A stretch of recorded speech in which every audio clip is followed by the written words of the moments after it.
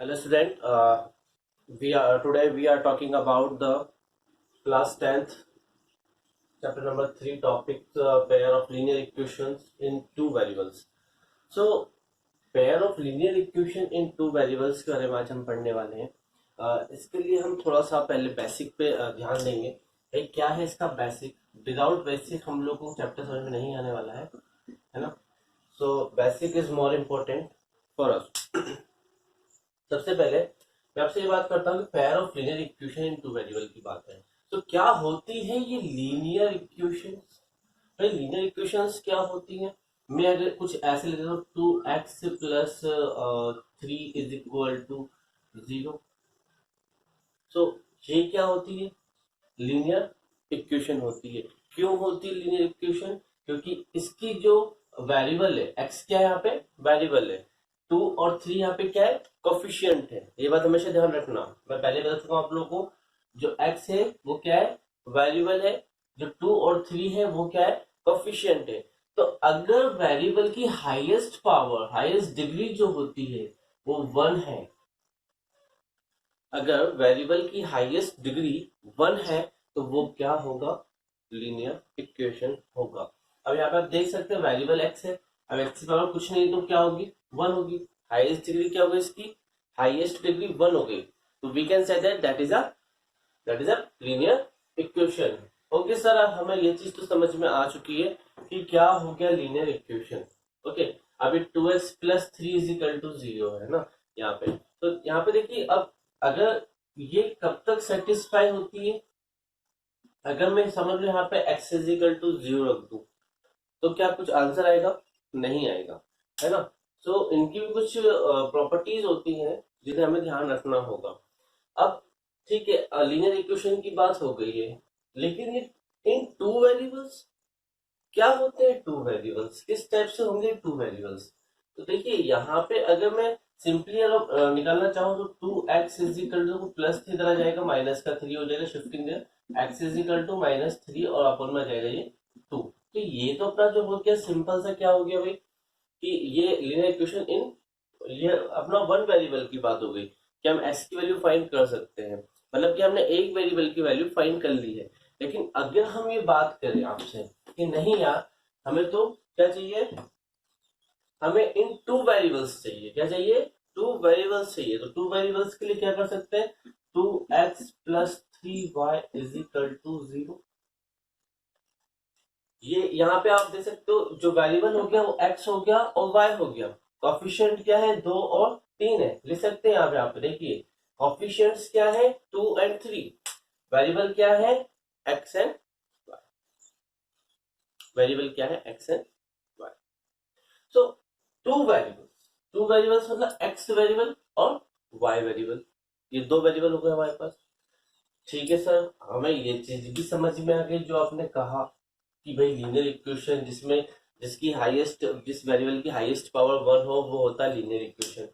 Two variable समझ में आ गया कि टू वेरिएबल क्या होता है जिसमें एक्स और वाई, लाइक जिसमें टू वेरिएबल्स हो, दो हमें वेरिएबल्स फाइंड करने हो, दो वेरिएबल्स गिवन हो, दिए हो, वो हमारे पास क्या होते हैं? टू वेरिएबल्स होते हैं। अच्छा, स्टार्टिंग में एक वर्ड आया है पेयर। पेयर का क्या मतलब है भाई? आप चैप्टर को वैसे ही बता रहे हो, हमें लीनियर इक्वेशन हमें समझ में आ गया है, बिल्कुल सही है ये। जो टू वेरिएबल है वो भी समझ में आ गया है, लेकिन लीनियर इक्वेशन सॉरी पेयर क्या है? तो भाई पेयर का मतलब ये तो आपको पता है कि पेयर का मतलब क्या होता है? जोड़ा होता है। अब अगर आप सपोज कीजिए कि अगर आप जूते पहनने जाते हैं, शूज पहनते हैं आप, अगर या फिर सैंडल पहनते हैं, तो क्या एक पैर में आप अलग जूता पहनते हैं, दूसरे में अलग पहनते हैं? ऐसा तो कुछ नहीं है भाई। अगर आप पेयर मतलब जो जूता है, अब देखिए जो जूता है वो जोड़े से पहनते हैं भाई, जैसा ये है वैसा ये है, वैसा ये है वैसा ये है ना। अब ऐसा तो है नहीं कि ये अलग है ये अलग है ना। तो हमें पेयर, पेयर का मतलब होता है जोड़ा। अब जोड़ा कैसे इस इक्वेशन में, कैसा जोड़ा? अब इक्वेशन में जोड़ा ऐसे स्टूडेंट्स की देखिए, यहाँ पे 2x+3y = सपोज दैट ये 8 है। ओके, ठीक है। और मान लीजिए यहाँ पे 4x प्लस 3y, इसको 9 कर लेते हैं, 9y इज इक्वल टू 16 कर लीजिए। तो जहां पर आपको इस टाइप की दो इक्वेशन गिवन हो, वो होता है पेयर। अब पेयर क्यों? यहाँ पे अगर वेरिएबल x और y है तो यहाँ भी वेरिएबल x और y ही दिए जाएंगे। ये नहीं किया जाएगा कि यहाँ x और y दे दिया और सेकंड इक्वेशन में m और n दे दिया या p या q दे दिया, है ना। पेयर जोड़ा है वैसा जोड़ा रहेगा भाई, x है तो x रहेगा, y है तो y रहेगा, लेकिन कोफिशिएंट्स चेंज हो सकते हैं, कोफिशिएंट्स चेंज होंगे, है ना। कोफिशिएंट सेम सेम नहीं होंगे या नहीं दिए जाएंगे आपको एग्जाम में, ठीक है। So that is a pair, भाई x है तो x है, y है तो y है, दैट इज अ पेयर, सीधी सी बात है। तो इस चैप्टर का जो नाम है pair of linear equation in two variable, तो हम आज इस चैप्टर को शुरू करते हैं। तो मुझे उम्मीद है कि आपको सबका मतलब समझ में आ गया होगा। पेयर मतलब जोड़ा, लीनियर इक्वेशन 2x प्लस 3 इस टाइप की इक्वेशन होती है, इस टाइप की ही होती है। एंड इन टू वेरिएबल्स की बात करें तो दो वेरिएबल्स यानी कि x and y is a variable, suppose that x and y is a variable, okay. Coefficients में आते हैं, जो आगे नंबर होते हैं वेरिएबल्स के वो क्या होते हैं, कोफिशिएंट्स होते हैं, है ना। 2 and 3 is a coefficient, 4 and 9 is a coefficient इस इक्वेशन में, and variables x and y, okay. So आज हम इस चैप्टर को शुरू करते हैं और उम्मीद करता हूँ कि आपको ये चैप्टर बहुत बेहतरीन तरीके से समझ में आ जाएगा और आपको आने वाले समय में तो 10th क्लास में आप जब एग्जाम देने जाओगे तो आपको कुछ भी प्रॉब्लम क्रिएट नहीं होगी इस चैप्टर में, ओके। सो सबसे पहले हम बात करते हैं, इसके अंदर दो मेथड होती हैं, एक तो होती है ग्राफिकल मेथड और सेकेंड होती है अलजेब्रिक मेथड। ग्राफिकल मेथड जिसका यूज हम ग्राफ में करते हो वो ग्राफिकल मेथड्स होती है। अलजेब्रिक मेथड जिसके अंदर कुछ अलग अलग टाइप से हम वेरिएबल्स की वैल्यू को फाइंड करते हैं, उनके आंसर्स निकालते हैं, वो बात करते हैं, ठीक है। तो आज का जो हमारा टॉपिक जा रहा है वो जा रहा है अलजेब्रिक मेथड पे। Algebraic method, sir algebraic method कितने टाइप की होती है? सो इन 10th क्लास अलजेब्रिक मेथड को 3 पार्ट्स में डिवाइड किया गया है, ओके। तो हम आज स्टार्ट करने वाले हैं अलजेब्रिक मेथड।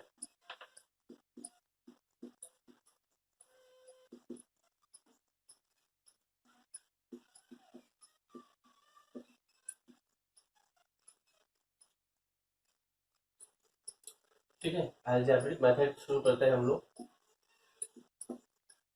इसमें जो है अलजेब्रिक मेथड के अंदर मैं आपको बता देता हूँ पहली चीज सब्स्टिट्यूशन मेथड। सब्स्टिट्यूशन मेथड की हम बात करने वाले हैं। सेकंड नंबर पर हम बात करेंगे एलिमिनेशन मेथड।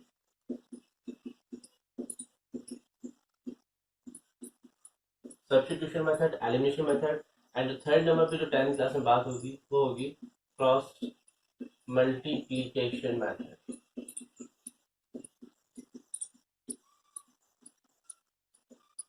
तो 3 टाइप्स की हमें मेथड्स को पढ़ना होगा। First is substitution method, second is elimination method and third is cross multiplication method. Students मैं आपको थोड़ा सा बता देता हूँ कि जो हम अलजेब्रिक मेथड का यूज करेंगे इसमें हम लोग हमेशा ही टू वेरिएबल्स का यूज करते हैं। जो अलजेब्रिक एक्सप्रेशन होते हैं उसमें हम लोग टू वेरिएबल्स का ही यूज करेंगे, और जो आप ग्राफिकल मेथड करते हो वो आप लीनियर इक्वेशन के लिए भी कर सकते हो और टू वेरिएबल्स के लिए भी कर सकते हो। ग्राफिकल मेथड में भाई अगर लीनियर इक्वेशन बनाओगे तो केवल एक लाइन ड्रॉ होगी, अगर एल्जेब्रिक एक्सप्रेशन में बनाओगे, अब एल्जेब्रिक जो मेथड होता है तो मैं आप लोगों को एल्जेब्रिक जो मेथड होती है ना, जो एल्जेब्रिक एक्सप्रेशंस होते हैं उनमें होता क्या है देखिए। अगर मैं आपसे बात करता हूँ कि भाई a1/a2 is equal to b1/b2, suppose that is a a1/a2 is equal to b1/b2। ये क्या है? ये वो कोफिशिएंट्स हैं जिनको हमने कंपेयर किया है। अगर ये एक दूसरे के इक्वल नहीं होते हैं, लाइक एक इक्वेशन लेता हूँ 2x plus 3y is equal to 6 and 4x plus 6y is equal to या फिर 9 लिख लीजिए इसको, 9 इजिकल टू 8 कर लीजिए। सो देखिए यहाँ पे जो हमारे पास कॉफिशिएंट है A1 A2, सो A1 2, A2 4, कंपेयर करेंगे 2/4, 2/4 इजिकल टू लगाया B1/B2 3/9, so 3/9, 2 1 जा 2 2 जा, 3 1 जा 3 3 जा, तो क्या हो गया 1/2 इजिकल टू 1/3। तो क्या 1/2 1/3 के इक्वल है? बिल्कुल नहीं है। मतलब कि 1/2 इज नॉट इक्वल टू 1/3। तो जब भी इस टाइप की जो पेयर्स बनते हैं तो एल्जेब्रिक एक्सप्रेशन में, जो सॉरी ग्राफिकल मेथड में, सॉरी ग्राफ में क्या होता है, जब भी कोई एक वैल्यू दूसरी वैल्यू के इक्वल नहीं होती है तो वहां पे सबसे बड़ी कंडीशन क्या बनती है, जो ग्राफ आपका बनेगा वो कुछ इस तरीके से बनेगा कि एक लाइन दूसरी लाइन को क्या करेगी, इंटरसेक्ट करेगी। ये बात हमेशा ध्यान रखिएगा कि अगर A1/A2 is not equal to B1/B2 है तो ग्राफिकल मेथड के अंदर या आपके ग्राफ के अंदर कोई भी दो लाइन जो होंगी, वो जो लाइन बनने वाली है वो एक दूसरे को किसी एक पॉइंट पर इंटरसेक्ट करती हुई जाएंगी। ये बहुत ही ज्यादा इंपॉर्टेंट बात है, ठीक है। So let's today we are start the substitution method, और आज हम इस मेथड्स को शुरू करते हैं। इसके टाइप क्वेश्चन लगाते हैं, फिर एलिमिनेशन के क्वेश्चन लगाते हैं, देन क्रॉस मल्टीप्लिकेशन मेथड्स को किस तरीके से किया जाता है वो आपको बता देते हैं। हो सकता है कि आप लोग को ये चैप्टर बहुत अच्छे से समझ में आ जाए, और उम्मीद करता हूँ कि आपको बेसिक समझ में आया होगा। Without basic you can not to reach your path, okay. So let's start. So first is substitution method.